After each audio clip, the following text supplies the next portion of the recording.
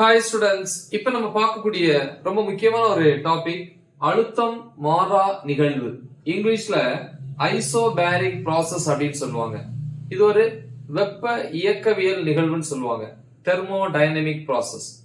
இந்த வெப்ப இயக்கவியல் நிகழ்வுல குறிப்பாக நம்ம சில பண்புகளை பார்த்திருப்போம். அதாவது வாயு எடுத்துக்கிட்டா வாயுக்கு அழுத்தம் இருக்கும், பருமன் இருக்கும், வெப்பநிலை இருக்கும், அதே மாதிரி அதுக்கு அக ஆற்றலும் இருக்கும். சோ இந்த நாள்ல இந்த அழுத்தம் மாற நிகழ்வை பொறுத்த வரைக்கும் வாயுனுடைய அழுத்தம் மாறாது, மாறலி வச்சுக்கிறோம். மீதி எல்லாமே என்ன ஆகுது, மாறக்கூடியது. சரியா? சோ அப்ப இங்க எழுதலாம், இந்த நிகழ்வை பொறுத்த வரைக்கும் அழுத்தம் இங்கிலீஷ்ல பிரஷர் அப்படின்னு சொல்லுவாங்க. அப்ப பிரஷர், சோ இது மாறிலி, கான்ஸ்டன்ட். ஆனா இந்த வாயுனுடைய வெப்பநிலை, அதாவது டெம்பரேச்சர், அப்புறம் பருமன், வால்யூம், அப்புறம் அக ஆற்றல், யூன்னு சொல்லுவோம் இல்ல, இன்டர்னல் எனர்ஜி. சோ இது எல்லாம் மாறக்கூடியது. சோ அப்ப மாறிகள் அப்படின்னு சொல்லலாம். சரியா? இப்ப பாருங்க, ஒரு உருளை எடுத்துக்கிறோம். வெப்ப காப்பீடு செய்யப்பட்ட ஒரு உருளை, அதாவது உள்ள வாயு நிரப்பிருக்கீங்க இல்லையா, அந்த வாயுனுடைய அக ஆற்றல் வெப்ப ஆற்றலாக வெளியேவோ, வெளியேருந்து வெப்ப ஆற்றல் உள்ளேயோ வராம இருக்கிறதுக்காக இந்த ரெண்டு பக்கத்துல நம்ம என்ன பண்ணிருக்கோம் அப்படின்னா வெப்ப காப்பீடு செஞ்சிருக்கோம். அதே மாதிரி பாத்தீங்கன்னா அதனுடைய அடிப்பகுதியில பாத்தீங்க அப்படின்னா வெப்பம் உள்ள போகிறது மாதிரி நம்ம என்ன பண்ணிருக்கோம், இதுல கடத்தி பொருளாக செஞ்சிருக்கோம். அப்ப இங்க வெளியே கடத்தா பொருள், சோ இந்த இடம் பாத்தீங்கன்னா கடத்தி பொருள். சரியா? ஓகே. சோ இப்ப நம்ம விஷயத்துக்கு வருவோம். இப்ப என்ன பண்றோம் அப்படின்னா தொடக்கத்துல பாத்தீங்கன்னா அதான் இனிஷியல்ல தொடக்கத்துல வாயுவனுடைய பருமன் இல்லையா, சோ இது வரைக்கும் தான் இருக்கு. சோ அப்ப இத நம்ம தொடக்க பருமன் VI அப்படின்னு சொல்லலாம், இனிஷியல் வால்யூம். அதே நேரத்துல இந்த வாயுக்கு என்னெல்லாம் இருக்கும், வெப்பநிலை இருக்கும், தொடக்க வெப்பநிலை TI. அதே மாதிரி அழுத்தம், அழுத்தம் மாறக்கூடாது, அதனால PI போடக்கூடாது. ஐ இனிஷியல் அர்த்தம், அப்படின்னா ஃபைனல்ல மாறும் அர்த்தமா, மாறக்கூடாது. அழுத்தம் மாறாம வச்சுக்கணும், அதனால P. ஓகே. அதே மாதிரி அக ஆற்றல் மாறக்கூடியது. சோ அதனால மாறக்கூடிய அக ஆற்றல நம்ம DU அப்படின்னு எழுதுவோம், சேஞ்ச் இன் இன்டர்னல் எனர்ஜி. ஓகேவா? குட். சோ இந்த வாயுக்கு மேல பாத்தீங்கன்னா ஒரு பிஸ்டன் வச்சிருக்கிறேன். இந்த பிஸ்டன் மேல நிறை இல்லையா, சோ நிறைய வச்சிருக்கிறோம். ஈஸியா என்ன ஆகாம இருக்கிறதுக்காக, மேல போகாம இருக்கிறதுக்காக. சரியா? ஓகே. சோ இப்ப விஷயத்துக்கு வருவோம். இது வெப்பப்படுத்தக்கூடிய ஒரு பொருள். சோ இது மூலமா வெப்பத்தை நான் என்ன பண்றேன், இந்த உருளைக்குள்ள இருக்கிற வாயுக்கு அனுப்புறேன். வெப்பம் Qன்னு சொல்லுவோம், ஹீட் எனர்ஜி, வெப்ப ஆற்றல். அப்ப என்ன ஆகும்னா இந்த வாயுனுடைய அக ஆற்றல் மதிப்பு அதிகரிக்கும். ஒரு ஸ்டேஜ்ல இந்த வாயு என்ன பண்ணும் அப்படின்னா வேலை செய்ய ஆரம்பிக்கும். ஏன்னா அதுக்குதான் வெப்ப ஆற்றல் கிடைச்சிட்டு, இந்த வெப்ப ஆற்றலை வச்சு என்ன பண்ணும் அப்படின்னா வேலை செய்யும். என்ன வேலைன்னா விரிவடையும். விரிவடையும் போது இந்த பிஸ்டனை மேல் நோக்கி தள்ளும். பாருங்க, அடுத்த டயக்ராம்ல பாருங்க, பிஸ்டன் மேல போயிருக்கா. இப்ப இந்த வாயுனுடைய பருமன் அதிகரிச்சிருக்கு. இப்ப இதுதான் ஃபைனல். அப்ப வெப்பநிலை மாறி இருக்கு, ஃபைனல். அழுத்தம் ஒரே மாதிரி இருக்கும். ஏன்னா சப்போஸ் இது மேல போகாம இருந்திருந்தா உள்ள அழுத்தம் அதிகமாயிட்டே இருக்கும். ஆனா அப்படி இல்ல, பாருங்க, விரிவடைஞ்சதுனால அழுத்தத்தை நம்ம மாறாம வச்சுக்கலாம். அப்ப அழுத்தம் மாறலி, P அப்படின்னு போட்டுக்கலாம். IF போடக்கூடாது, தொடக்க முடிவுன்னு கிடையாது, ரெண்டுமே ஒரே மாதிரி தான். அதே மாதிரி ஆற்றலும் மாறும், அக ஆற்றல் மாறும். அதே மாதிரி இப்ப பாத்தீங்கன்னா இது VI, தொடக்க பருமன். இப்ப இது இறுதி பருமன், VF அப்படின்னு சொல்லலாம். சோ இதுக்கு பேர் விரிவுன்னு சொல்லுவாங்க. அதே மாதிரி அமுக்கமும் இருக்கு. Okay, yes. நம்ம எக்ஸ்பிளனேஷனுக்கு ஏதாவது ஒண்ணு போதும். அப்ப எழுதலாமா? எஸ். அப்ப இந்த நிகழ்வை பொறுத்த வரைக்கும் அழுத்தம் மாறலி, ஆனா வெப்பநிலை, பருமன், அக ஆற்றல் இதெல்லாமே மாறக்கூடியது, மாறிகள். அப்ப இங்க நம்ம இந்த நிகழ்வுக்கான நல்லியல்பு வாயு சமன்பாடு எழுத போறோம் இல்லையா? அப்ப நல்லியல்பு வாயு சமன்பாடு PV is equal to mu RT படிச்சிருக்கோம். ஓகேவா? சோ இங்க அழுத்தம் மாறிலி. பொதுவா இந்த சமன்பாட்டுல mu R மாறிலின்னு சொல்லி நம்ம படிச்சிருக்கோம். அப்ப இந்த மாறிலியை தனியா கொண்டு வர போறேன். அப்ப இதுல இருந்து V equal to P கீழே வந்துச்சுன்னா mu R by P into T இப்படி எழுதலாம். இதுல mu R P இந்த மூணுமே மாறிலி படிச்சிருக்கோம். ஒரு ஈக்குவல் சைன் ஒரு மாறிலி இருந்தா என்ன போடலாம்? நேர்த்தகவு. அப்ப பருமன் அதிகரிக்க அதிகரிக்க வெப்பநிலை அதிகரிக்க நேர்த்தகவு. இல்ல பருமன் குறைய குறைய வெப்பநிலை என்ன ஆகும்? குறையும். சரியா? சோ இதான் வந்து நேர்த்தகவுன்னு போட்டிருக்கோம் அழுத்தம் மாறா நிகழ்வுல. கரெக்டா? இப்ப இதை வேணா நம்ம என்ன பண்ணிக்கலாம்? இந்த நேர்த்தகவை ஈக்குவல் டு மாத்தும் போது மாறிலின்னு சொன்னேன். எப்படி எழுதலாம்? அப்ப v ஈக்குவல் டு போட்டா இதுக்கு பதிலா மாறிலி இன்டு டி. இந்த t கீழே கொண்டு வாங்க. v by t equal to மாறிலி. இது எப்படி எழுதலாம் பாருங்க. தொடக்கத்துல பாத்தீங்கன்னா vi இல்லையா பருமன், தொடக்கத்துல வெப்பநிலை ti. அதே மாதிரி இறுதியில பாத்தீங்கன்னா பருமன் vf, வெப்பநிலை tf. ரெண்டுமே ஈக்குவல் தானே, ரைட்? அதான் இங்க மாறிலி எழுதிருக்கு. அப்ப இத எப்படி எழுதலாம்? therefore vi by ti equal to vf by tf equal to மாறிலி. மாறிலின்னா அதான் அர்த்தம். இது எப்ப நடக்கும்? எப்ப வந்து தொடக்க நிலையிலிருந்து இறுதி நிலைக்கு நகருதோ அப்ப இது ரெண்டுமே ஈக்குவலா தான் மாறிலின்னு சொல்லியிருக்கோம். இதை நீங்க திருப்பி கூட எழுதிக்கலாம், ஒன்றும் பிரச்சனை இல்லை. tf இங்க கொண்டு வரலாம். கரெக்டா? திருப்பி கூட எழுதிக்கலாம். எப்படி? tf by vf equal to ti by va எழுதலாம் இல்லையா? அப்ப அல்லது எப்படி எழுதலாம்?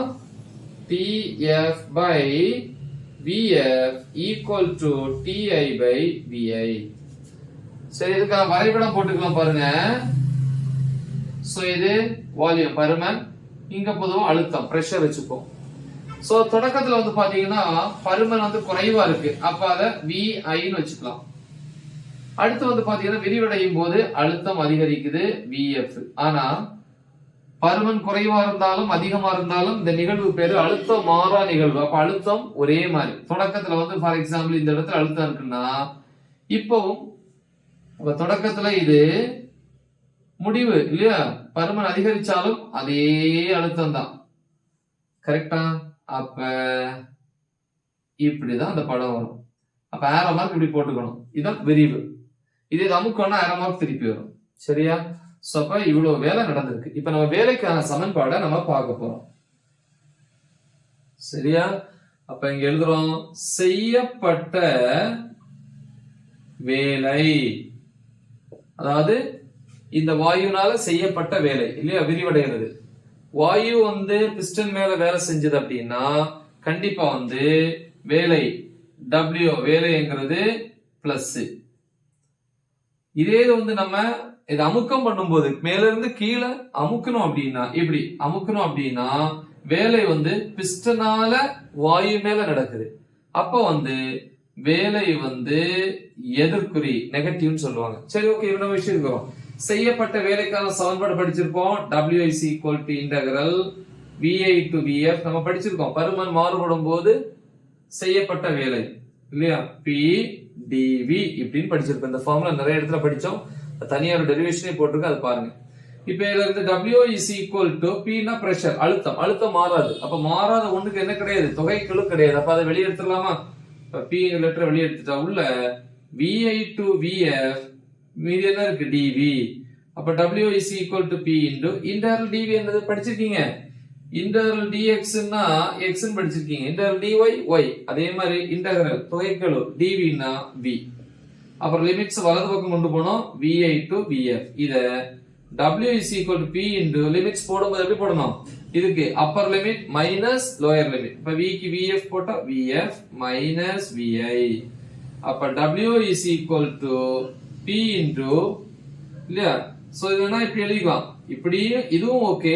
அல்லது W is equal to P into vf minus vi. அதாவது இறுதி final volume minus initial volume. அதாவது இறுதி பருமன் மைனஸ் தொடக்க பருமன். அது என்னது? மாறுபட்ட பருமன், change in volume, delta V அப்படின்னு சொல்லி படிச்சிருப்பீங்க. சோ இத நான் சமன்பாடு எத்தனை போட்டுக்கலாம்? சோ இத சமன்பாடு 1ன்னு போட்டுப்போம். சோ இத சமன்பாடு 2ன்னு போட்டுப்போம். இத சமன்பாடு 3ன்னு போட்டுக்கலாம். சரியா? ஓகே, சோ இருக்கட்டும். இதே மாதிரி நல்லியல்பு வாயு சமன்பாடு இன்னொரு வழியில எழுதலாம். எப்படி? நல்லியல்பு வாயு சமன்பாடு என்னப்பா? PV is equal to mu RT. So இதுல இருந்து இங்க மாறக்கூடியது பருமன் தானே, அதுக்கு தகுந்த மாதிரி மாத்துறேன். அப்ப V is equal to P கீழ வந்துச்சுன்னா mu R T by P இப்படி எழுதலாமா? இதே மாதிரி தான் இங்க. ஓகேவா? இப்ப இத கொண்டு போய் மூணாவது சமன்பாடு, மூணாவதுங்கிறது இது இருக்கலாம், இது ரெண்டுமே ஒண்ணுதான். அப்ப மூன்றில் பிரதியிட, அப்ப மூணாவது சமன்பாடு ரெண்டுல எது வேணா எடுத்துக்கலாம். வேலை W is equal to P into VF. V க்கு தான் கொடுத்திருக்கோம். அப்ப F னா ஃபைனல். ஃபைனல்னா mu வந்து மாறிலி, தொடக்கமா இருந்தாலும் முடிவா இருந்தாலும் mu மாறிலி, R மாறிலி, ஆனா வெப்பநிலை மாறக்கூடியது. அப்ப F க்கு அங்க என்ன போடணும்? F போடணும். கரெக்டா? அடுத்து பை P பிரஷர், அதுல IF போடக்கூடாது, ஏன்னா அழுத்தம் தொடக்கத்திலையும் முடிவிலையும் மாறாது, அதனால P. அடுத்து மைனஸ் VI க்கு, VI வந்தா என்ன வரும்? இங்கே I வரும், mu R T I by P.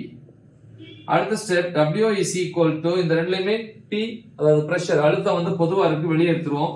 இங்க ஆல்ரெடி P இருக்கு, சோ பை இந்த P வெளியே எடுத்துட்டோம். இப்ப என்ன இருக்கு? mu R பிராக்கெட்டுக்குள்ள ரெண்டுல mu R பொதுவா இருக்கா, TF minus TI. சோ இப்ப PP கேன்சல்.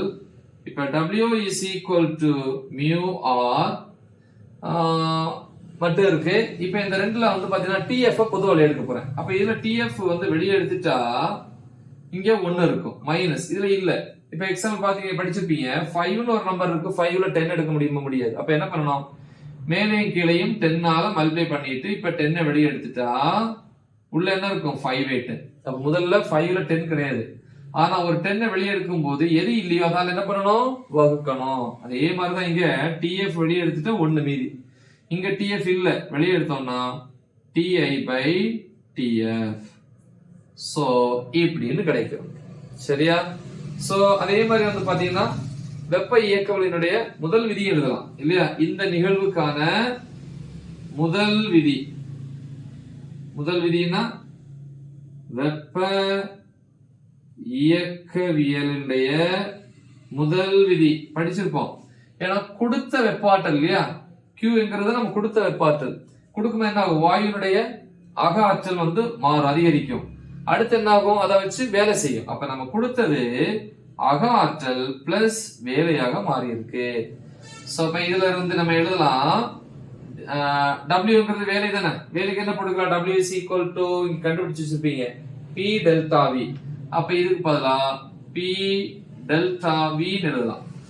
அப்புறம் இதுல இருந்து du equal to d அப்படி வச்சுக்கோங்க, இது இந்த பக்கம் கொண்டு வாங்க, Q minus P delta V இப்படியும் எழுதலாம். சரி, இது நல்ல தெளிவா பிராக்டிஸ் பண்ணுங்க. மறக்காம இதை உங்க ஃப்ரெண்ட்ஸுக்கு ஷேர் பண்ணுங்க. Right the example. All the best. Thank you.